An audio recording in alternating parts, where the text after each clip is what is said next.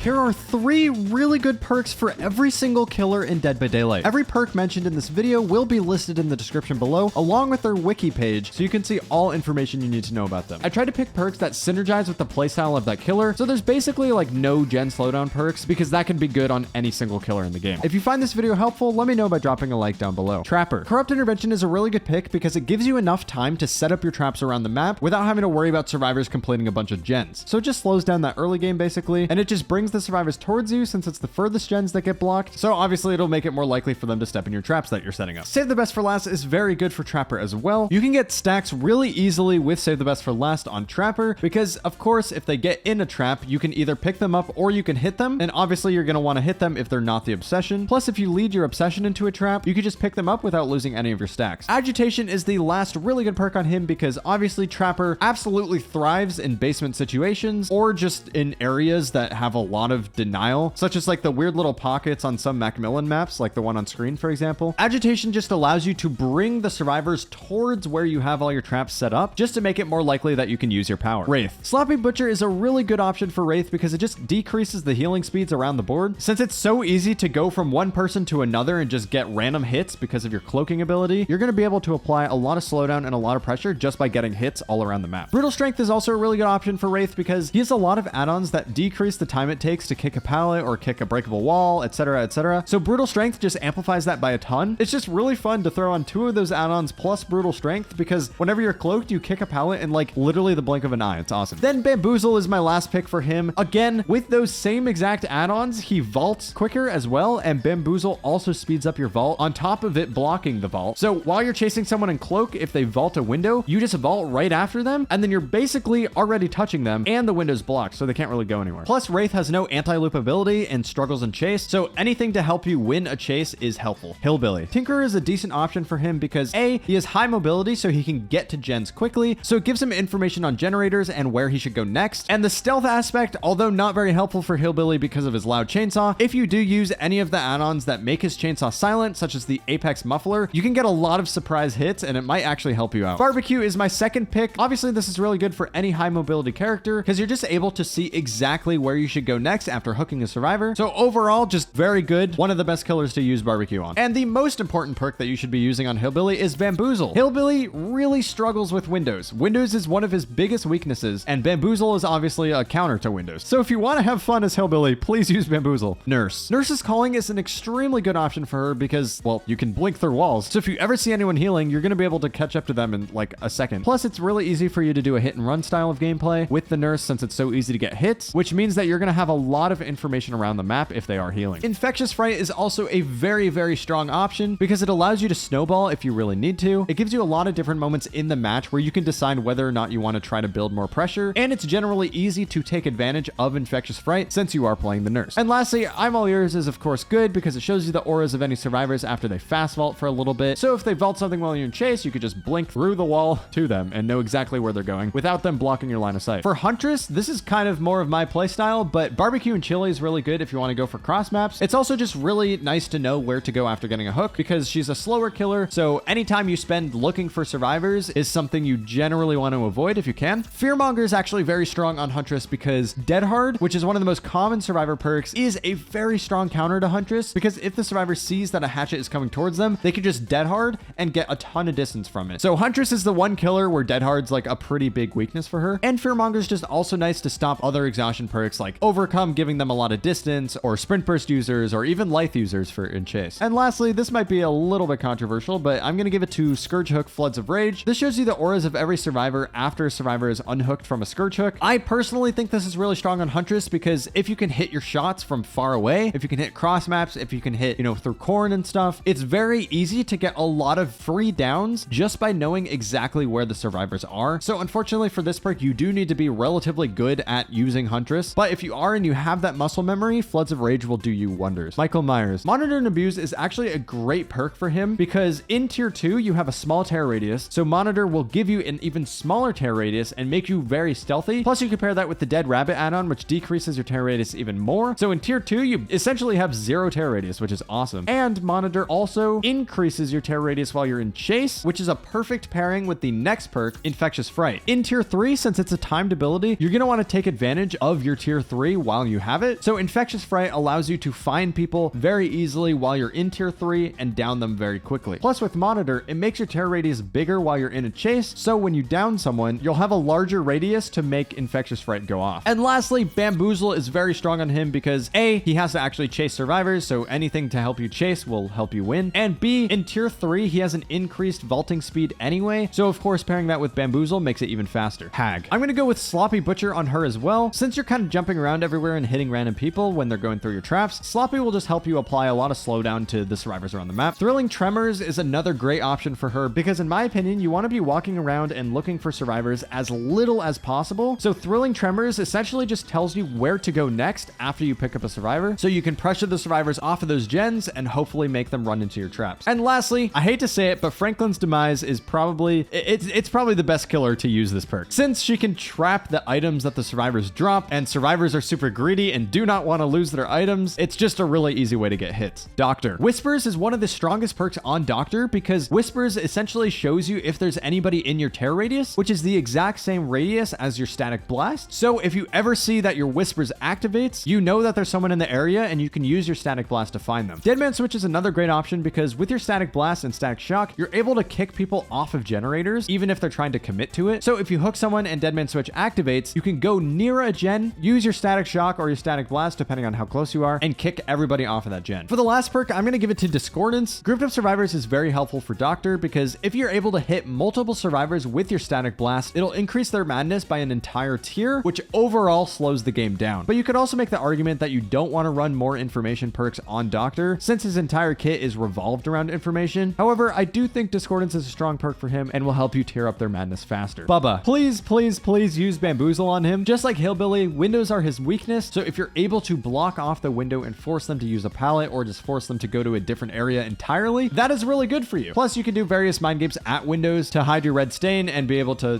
throw them off guard and be able to get a really easy chainsaw down. Tinker is another good option for him, especially if you're on an indoor map, because any insta-down killer with no terror radius is very scary. Like for example, say you're on Larry's and there's a survivor working on a gen in a random room and they can't see you because it's an indoor map. If you have Tinker, you can come out of nowhere with your chainsaw and they won't have enough reaction time or distance to be able to get to a safe area. So it'll give you a bunch of free downs really easily. On top of that, it'll also just make them paranoid because if they know that you have Tinker, they're going to be much more cautious when working on nearly completed gens. Spirit Fury is my last suggestion for this killer. Spirit Fury alone isn't that great. Like usually you want to pair it with Enduring, but the Spirit Fury Enduring combo is fantastic and is very, very good for Bubba because he can break pallets so quickly. So it's helpful in chase, especially to counter those survivors who try to stun you while you're using your chainsaw instead of letting you break the pallet. And it just makes playing Bubba on Gideon Meat Plant much less frustrating. So I'd recommend it. Freddy Krueger. Any gen information perk is generally good on him. So Thrilling Tremors or Barbecue are good options because it allows you to know where to go after you hook a survivor. And since he can teleport to that gen, it makes it very easy and very accessible to actually,